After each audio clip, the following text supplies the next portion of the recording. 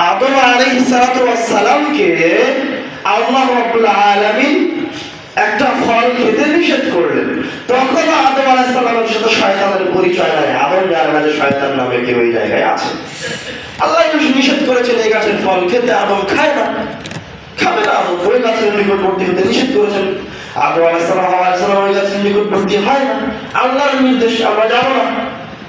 দেখুন শয়তান কিভাবে আদম আলাইহিস সালামকে ওয়াসওয়াসা দিচ্ছে, আপনাদের পিতাকে, আমাদের পিতাকে কিভাবে ওয়াসওয়াসা দিচ্ছে, কিভাবে ভুলে নিয়ে আসছে। দেখেন আল্লাহ রাব্বুল আলামিন বলছেন, শয়তান আদম আলাইহিস সালামকে এসে বলছে, ইন্নী লাকুমা লামিনান নাসিহিন।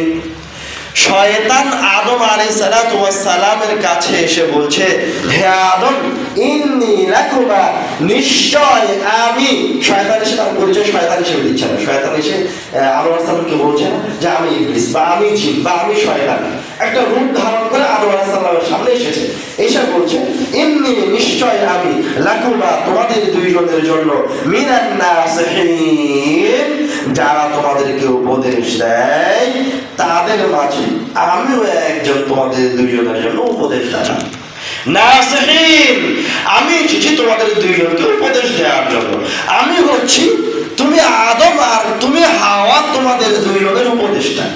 তোমরা আমার নসিহত গ্রহণ করো, আমার নসিহত, আমার উপদেশ যদি তোমরা গ্রহণ করো, আমি হচ্ছি নাসিহিন, আমি হচ্ছি উপদেশটা। আমি তোমাদের কল্যাণ চাই, তোমাদেরকে খুব ভালোবাসি। আদম তোমাকে খুব ভালোবাসে, হাওয়া তোমাকে খুব ভালোবাসে। আমি নাসিহিন, আমার দিকে তাকাও, আমার চেহারার দিকে তাকাও, আমার নুরানি চেহারা, সাদা ঝকঝকে দাড়ি, আমার মাথায় বড় পাগড়ি বাঁধা আছে। আমি হচ্ছি তোমাদের জন্য উপদেশটা, আমি হচ্ছি বড় হুজুর, আমি হচ্ছি আল্লামা, আমি হচ্ছি অমুক বাবা।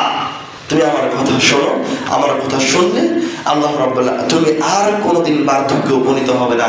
তুমি যদি আমার কথা শোনো, তুমি যদি এই গাছের ফলটা ভক্ষণ করো, তো তুমি চিরদিন যুবক থাকবে।